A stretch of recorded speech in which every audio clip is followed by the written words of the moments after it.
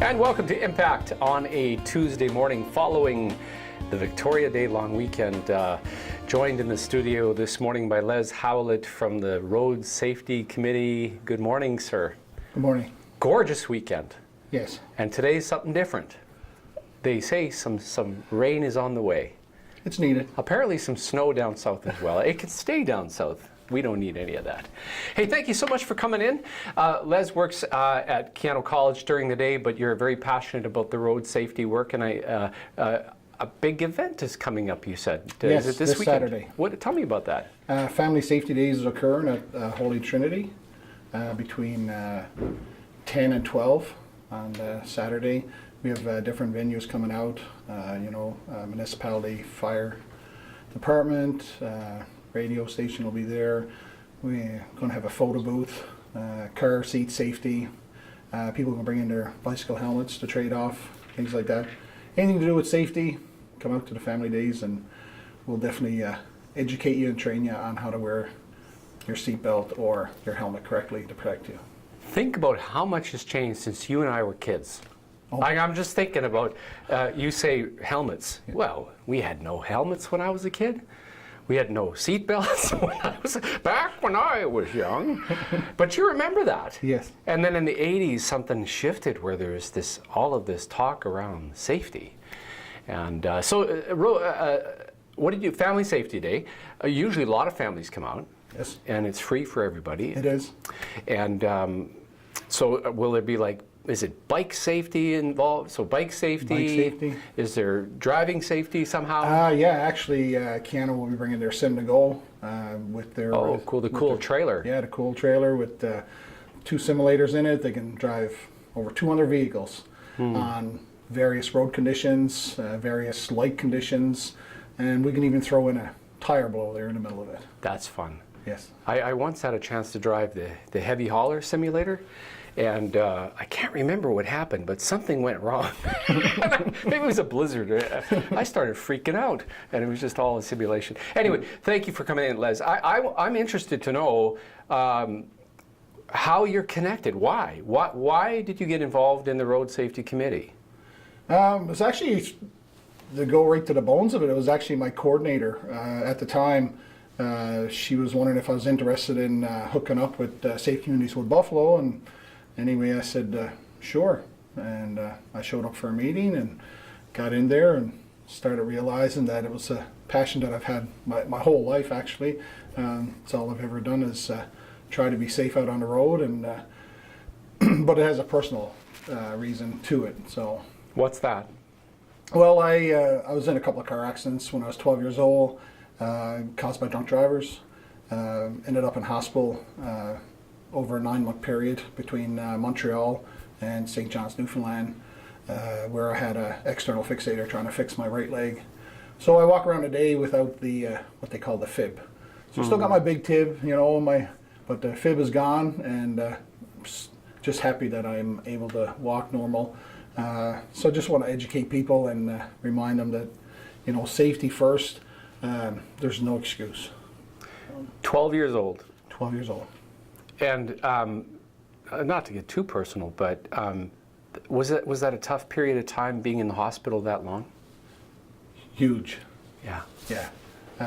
Still affects me to this day, but I just talk to people about it and open up a little bit. And I always say, it's just a saying of mine, I always say great is the person that learns from their mistakes, but greater is the person that learns from someone else's mistakes. So I try to let people be educated on certain things, like if you're walking down a parking lot and someone got the reverse lights on, wait, don't go across in front of them. They might not be paying attention, and you could end up getting struck by that vehicle.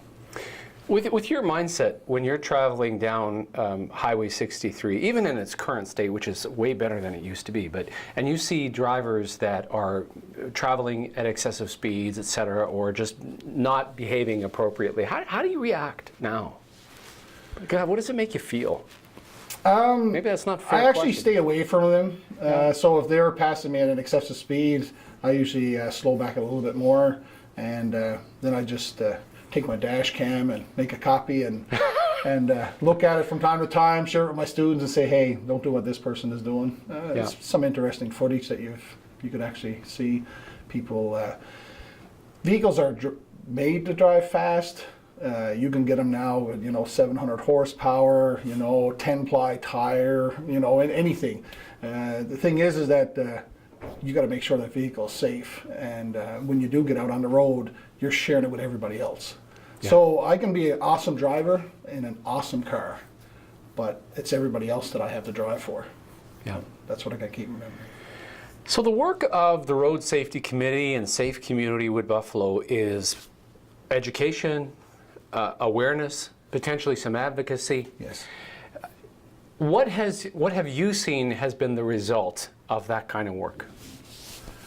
I mean, I've seen a lot of change. I mean, people, as much as we want to be safe out there, with this new divided highway it's sort of, people probably don't know really, but there's actually still accidents happening on a daily basis. They're just not making the news anymore because they're now single vehicles. People are running into guardrails or they're running into the woods. So people are not getting that same,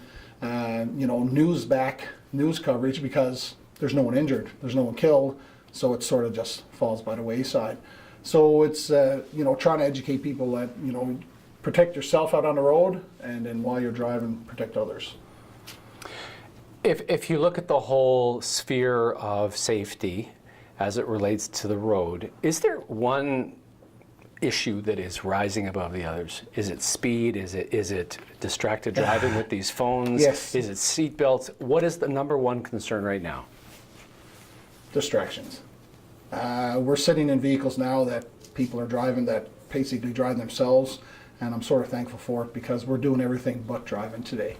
We're reaching for our radios, we're adjusting our power seat, we're playing with our GPS, we're trying to call a friend, and it's not the hands-free side. People say, oh well, your hands are off the wheel. You could actually be talking to someone through your Bluetooth. It's still a distraction. You can get into a deep conversation with somebody and not pay attention to what's in front of you. And, anything can happen in a split second. Yeah, I heard that quite recently in a radio interview where they were saying it's not necessarily the physical action of picking up a cell phone or something else. It's the intellectual or the mental process of having a dialogue with somebody that's not in the car that is actually the greatest distraction of all. Yes. So how do you get people to shift? Like how do you go about even beginning that process? Talk about it. Tell people that it's not your hand side of it. It is actually your mental state and how you're traveling down the road. It's fatigue. People don't even think about fatigue when they're driving. Fatigue is a factor as well, where you're driving down the road and you're following behind somebody, and then all of a sudden it's the blinders are on and you're not seeing anything that's happening, and it's micro sleeping is what's starting to happen. What is your best strategy for when you're tired at the wheel? What do you do? Well, I only ever was tired twice behind the wheel, and both times I actually pulled over, got out, went for a walk, and one of those times I actually got back in the vehicle and slept for 15 minutes. I don't want to sound too proud here, but that I've only ever happened twice. I don't drive when I'm tired. I educate my family on that as well. I tell people out there that fatigue is the same as drinking and driving. There is no difference. So if you're going to drive while you're tired, it's the same as drinking and driving. That's a powerful quote. Fatigue is the same as drinking and driving. Yes. Wow. Les Howlett is our guest this morning. He sits on the Road Safety Committee, which works very closely with Safe Community Wood Buffalo. They do great work. Big Family Safety Day coming up. You said on Saturday? Saturday. At Holy Trinity High School from 10 till noon? Yes. I listened well. Oh my, I didn't write any of that down. It's a great day. I mean, talk about a tremendous activity to do with your entire family. We're going to talk more about that. We're going to take a break though. You're listening to Impact right here on 91.1 The Bridge.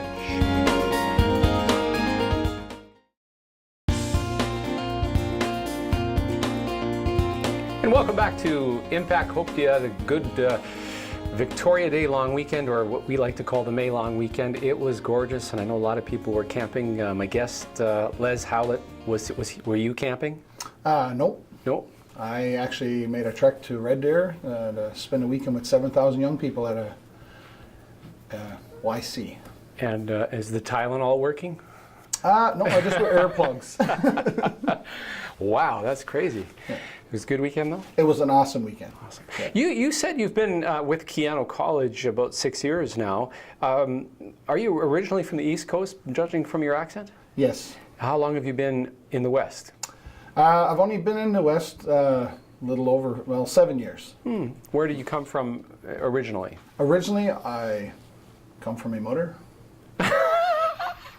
After me mutter, what community did you live in?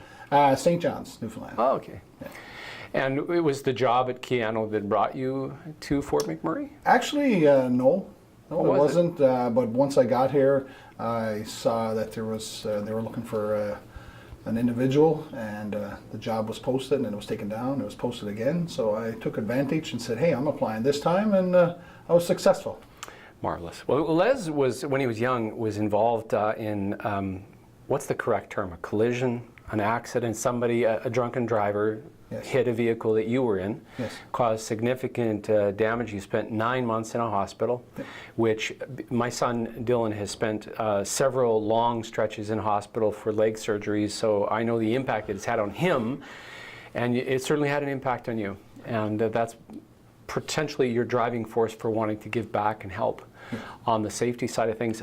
We were talking before the break about really the number one issue over and above speeding and everything else is distracted driving. And I'm very fascinated to know, as a committee, how do you approach that problem? In other words, what are some strategies that you guys are coming up with to get people to think differently? And I'm just as guilty as the next person about these devices and being distracted at the wheel. What have you come up with? What are you doing to help change the behavior? Well, we've had people sign, commitment sheets. We've Like a contract? Yeah, but it's between you, right? It's yourself. I mean, so Yeah. a piece of paper is only as good as the paper itself, really. I mean, taking a personal commitment, putting it away, basically, as a big campaign that's out there across the province now. Safe Roads Alberta is saying, hey, why not just take that and put it in a glove box, But again, as I said earlier, it's not just the hand, having something in your hand, it's also the mental side of it. Traveling down the road, engaged in a conversation that's taking your focus off the road, that can actually be a big distraction. Yeah, there were 5 young guys in the mid-'80s from my hometown that were driving together. I don't believe they were drinking, but it was back when CD players first arrived on the scene, and they had a CD player in the car, and the driver was trying to figure it out, and they flipped, and 2 or 3 of those guys died. It was just a moment. That's all it takes, is a moment. Well, I'm glad that we're talking about it, and I love the suggestion of putting it in the glove box, maybe putting it on airplane mode, Yep. so that no signal comes in, it doesn't buzz, it doesn't ring. But really, it's just a personal decision to do that. Yes. There have been different strategies over the years, you know as well as I do, specifically around drinking and driving, different strategies around these videos that are incredibly graphic, almost using fear Yes. of the result to change the behavior. What, in your time with the committee, are other ways of doing that? Well, it's always a work in progress, right? Because time changes, technology changes. So, of course, the big thing now is social media. That's where the message is driven at now. Through Twitter, Facebook, Instagram, things like that. So that's what's really helping. I always tell people, if you're on the social network, a like or a retweet, don't just hit it for the sake of it. Make sure that you understand what you are hitting a like on, and if you're seeing it and you're really sharing it, share it with a comment so that we know that you are supporting what's being put on social media. Family Day, which is coming up on Saturday, I would imagine is a great strategy in the sense that if you get them young and I'll use a specific example. If you get them young, that behavior potentially will follow them through their adult life. So my example is the pandemic. A lot of my kids were young during the pandemic, and for whatever reason, because there was such fear around that event, that people started sneezing into the crook of their arm. My kids still do that. And that was a short window of time, but somehow it changed behavior in a significant way. So isn't that fascinating? So if we can get those kids out at Safety Day, begin to plant things young, it can have benefits for generations to come. If you don't mind, I'll just share an example of my own 3 kids at home. We can't even pull out of the driveway without seatbelts on. They're in their teens now, so it's a little bit different. They're a little bit more boisterous, and of course, they're watching Dad driving, speed, signal lights, everything. But when they were kids, even in their own booster seats, they used to say, "Hey, Dad, no, you can't move yet. My seatbelt's not fully fastened." So, and we were still in the driveway. We were probably coming out of the garage into the driveway, or on our street. But the rule was vehicles shouldn't be in motion until the seatbelt was on. And so, right through the last 10 years, up to 16 years, my kids now, it's ingrained in them, and there's nothing that we can do to change it because it's the way they were brought up. So these family days that are taking place on Saturday, having these kids come out can instill something in them that it will carry on through into their teenage years and into their adult life. You're probably younger than me, but do you remember when nobody wore seatbelts? Yeah, I remember my dad had 2 cars that never had seatbelts. They didn't even have seatbelts? No. Oh my heavens. There was less cars on the road, and they went a lot slower. For the young people listening, I think it was around 1983 or 84, it was mid-80s for sure, when there was this enforcement program. And it was just as I was starting to drive, and a lot of people, including me, got pulled over and tagged with, I don't know what the fine was back in those days, but over time, behaviors changed. Yes. And now, would you feel comfortable driving without a seatbelt now? Oh no, not at all. I won't even pull out of a parking lot without the seatbelt on. And actually, you will never hear anybody say, "Hey, I got a fine for no seatbelt." There's nobody proud of that anymore. Same with speeding. Nobody will say, "Oh man, I got a speeding ticket the other day." We see people now. They'll pull into a parking lot. They'll pull out of a highway or something. They just don't want anybody to know that they were pulled over because it's a shame now. Yeah. So that's the good thing about it. Our culture has changed to the point now where it's like, hey, it is uncool to go around without a seatbelt, and people will point it out. We now need to shift the other thing, because if you're at an intersection and everybody's at a red light and you look around. Oh. Well, 75% of the people are on their phone. I know. That's the truth of it. That's why we need to put it in the glove box. Absolutely. Well, your committee that you work in, is it a lot of people? How many people are actually, it's quite a number of representatives from the whole community. We have peace officers, RCMP, people from Diversified. So there's a whole array of people within the community that serve on that committee, and they share their insight, share what's taking place from their side of things. Like when I show up, I'll say, "Hey, we did something with Father Merck or Westwood or something, and we had a day where we went in and did something." So it's just showing what we're doing to try to help and educate the people out there today to stay safe. My guest this morning is Les Howlett with the Road Safety Committee, and we're going to take another break. When we come back, I want to ask specifically about the role that our safety culture played from your perspective during the fire and evacuation, because I think it's an interesting topic. We'll come back with more. This is Impact, collaboration of the United Way, Fuse Social, Shaw TV, Fort McMurray, and our friends right here at 91.1 The Bridge.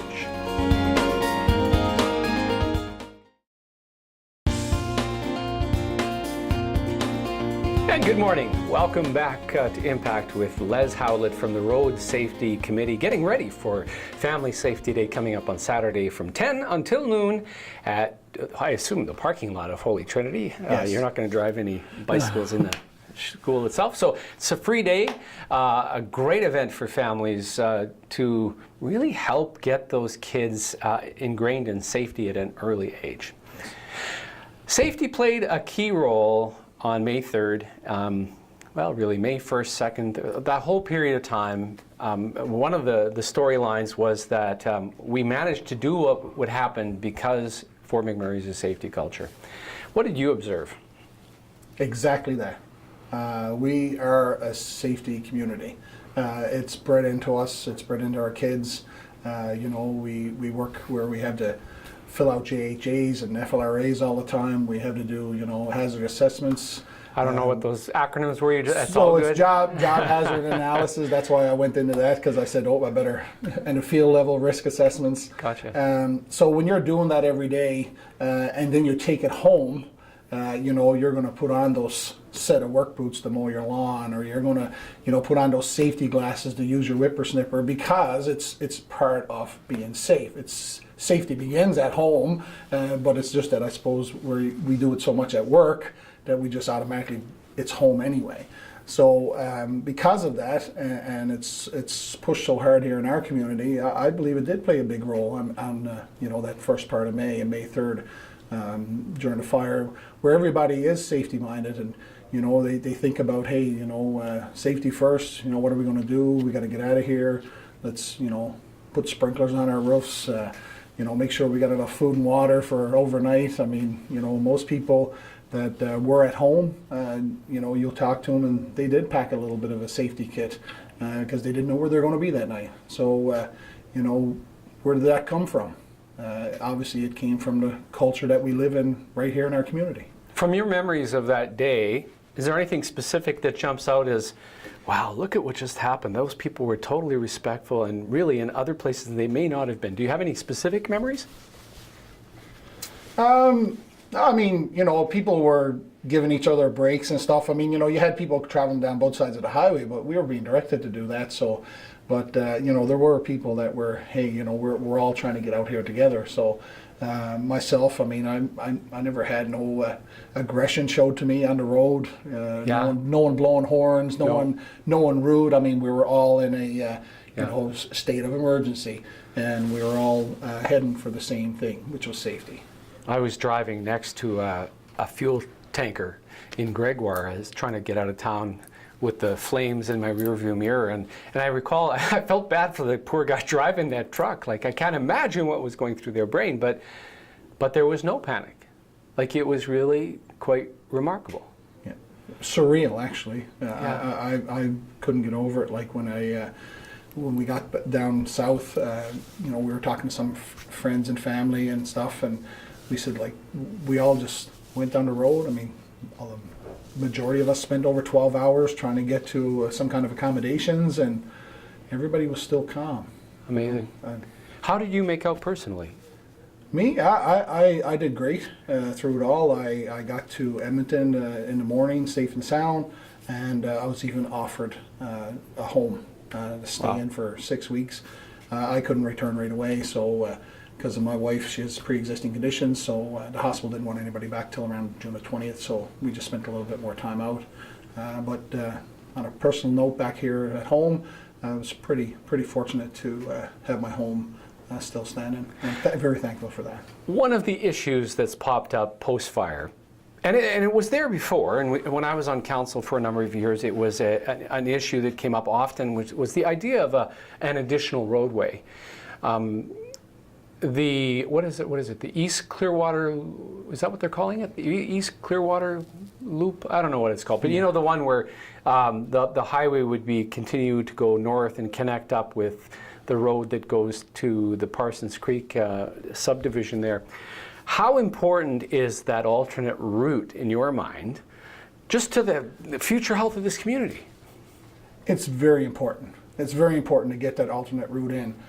We have over 300 loads of dangerous goods that pass through our community every day. Every day? Every day. Every day. You can count them, go up and down the road. Somebody want to take a good 10 or 12 hours, they'll probably count over 300. So then that's dangerous goods. Some of those dangerous goods you can't even pronounce. So I would love to see that road built now instead of later, because when something does happen, then we're going to be questioning ourselves. Well, sadly, one of the things we've learned as a society is it takes a tragedy to inspire action. from government and from the bureaucracy itself, because you know, if those poor 7 people had not passed away on Highway 623, I don't know whether we'd have the twinned highway today. Yeah. We'd probably be still waiting. Yeah, and we know what that twinned highway did on May 3rd. Oh, it was saving grace. Absolutely. Yeah. Well, Les, keep up the great work and good luck with Family Day. Again, it's coming up Saturday at the parking lot at Holy Trinity High School from 10 till 12. And is it generally for young families, or it's come one, come all? Come one, come all. Everyone. Awesome. And keep up the great work, and Safe Community Wood Buffalo, awesome people doing great work in our community. They live with us at the Red Pole Center. I see them every day. And thanks again. You did great. Thank you. You didn't sound nervous at all. No. You can go wipe your brow now. I'm Thank you. just kidding. Les Howlett was our guest. He is from the Road Safety Committee, getting ready for Family Safety Day coming up on Saturday. You've been listening to Impact. It is a collaboration of the United Way, Fuse Social, Shaw TV, Fort McMurray, and our friends here at 91.1 The Bridge.